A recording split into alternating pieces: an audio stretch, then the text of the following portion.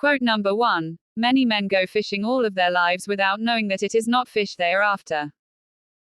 This literally means that fishermen who go fishing are not interested in the fishing but in earning their living. In context of life, it means that we often tend to do things which we do not for the sake of work but for another purpose. For example, some people do the job not because they love the work that they do but to get paid on a monthly basis. Some people might also start businesses in order to afford the luxuries of life. They might not be interested in the work that they are doing. One thing to learn from this is that if you want to be great at something, you should work with full passion and dedication. This is the actual way to grow in life.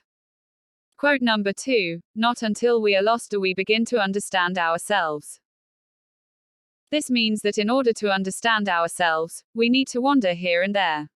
One way to look at this is that when we get lost physically in the world, maybe to discover our own selves. Another way to look at it is when you are lost at the level of mind. We don't know what to do. Uncertainty increases inside of you and fear starts to develop inside you. At that point, you realize how much pressure you can actually take and what level of challenges you can face. For example, in business, sometimes you are lost and you don't know what to do. But you have to take decisions in that moment of pressure or things get worse. One thing to learn here is that we should try to challenge ourselves more so that we understand ourselves. Quote number 3. Success usually comes to those who are too busy to be looking for it. This means that success cannot be a pre-planned event that you can plan and look forward to. It just happens. People who are successful often are so focused in their work that they don't care if they succeed or fail. They love the work and are even willing to make sacrifices for it. Success in work or in anything comes from understanding of what you are doing. For example, there are some theater actors in the world who are extraordinary in their work and they keep getting better with each and every character that they play. But their focus is not money or fame but the performance they deliver on stage. Suddenly, that magic happens and they become big stars. But it is not some random magic happening. It happens because their actions and approach is in the right direction. One thing to learn here is that we should keep getting better in the work that we want to do so that we can become successful in it. Quote number 4. The language of friendship is not words, but meanings. It is an intelligence above language. This means that friendship is not actually about words, it's about the meanings that are wrought with the passage of time. In friendship, there is a kind of an understanding and there is a shared life experience. Friendship is kind of an easy relationship compared to others, without fear and uncertainty. It is a kind of connection that everyone needs at one point or the other in their life. Connection is at the level of mind, beliefs, values, creativity, tastes, experiences, nature, etc. Friendship is actually about seeing yourself in the other person. It is a solid connect which fills up an empty space in our life. Additionally, it is an intelligence above language because true friendship is rare. Few friendships actually stand the tests of time and tend to get close with times. Close friends are with you in times of crisis. One example of true friendship can be seen in the movie Captain America: Civil War. The relationship of Steve Rogers and Bucky Barnes is such that Steve goes against the whole team of Avengers in order to save his friend.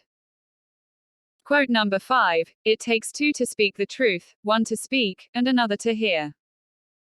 This means that to speak truth, there are two parties involved.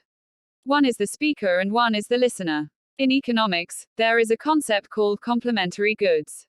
In this, one product adds value to the other. In our case, speaker of truth adds value to hearer and vice versa. It takes a lot of courage to speak the truth every time, but it also takes a lot of courage to listen to it. For this reason, many inventors, who spoke truth in their time, were badly criticized by the people around them. For example, when Charles Darwin, the naturalist, released his book on the origin of the species in 1859, the whole world turned against him. Darwin proposed that evolution was a process of slow change due to the passing down of heritable traits that adapted the species for survival. He had literally carried out tons of research and had done one-pointed observations to conclude this. But he was criticized by religious groups who were not ready to accept that human origin is an evolutionary process and were of the belief that God made him appear out of nowhere. By the 1870s, evolution was accepted as truth in the scientific community. Now even a phenomenon like natural selection can be seen clearly. So hearer plays as much of an important role as a speaker. We need to learn to speak the truth and also listen to truth and question it in our own minds. Quote number 6. Men have become the tools of their tools. This means that the tools, which human beings use for their benefit, make us their own tools. For example, smartphones are a tool that we can use, but we actually have become so reliant on them that they control our thought, feelings, and emotions through content. We become addicted to them, and addicted to an extent that we can't even live without them. Another example of this is our body. Our body and mind are also tools which we use to perform different actions in life. Sometimes we are tempted towards things which can be injurious to our health. Mind's nature is such that it wants us to fulfill our desires and want us to indulge in pleasures. So now we are the tools of the body and the mind. In addition, money is a tool that we need for survival and to fulfill our basic needs. But money can also make us its tool when we increase our number of wants in life too much. One learning from this is that we should not surrender ourselves to the tools that we use, and we should use our minds to keep a check on our reliance of different tools in life. Quote number 7. As a single footstep will not make a path on the earth, so a single thought will not make a pathway in the mind.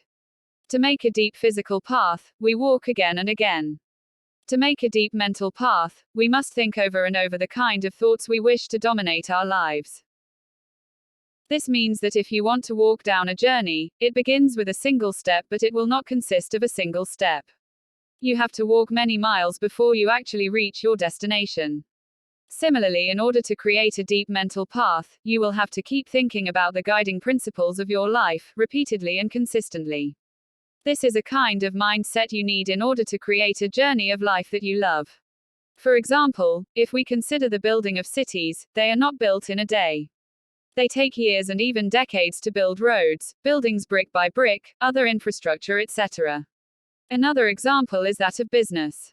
Large business empires are built over time, taking one step at a time. Same is the case with bodybuilders who take years and a lot of hard work to build their bodies. One thing to learn here is that we should only be concerned about the step that we need to take today so that we can achieve the result in the long term.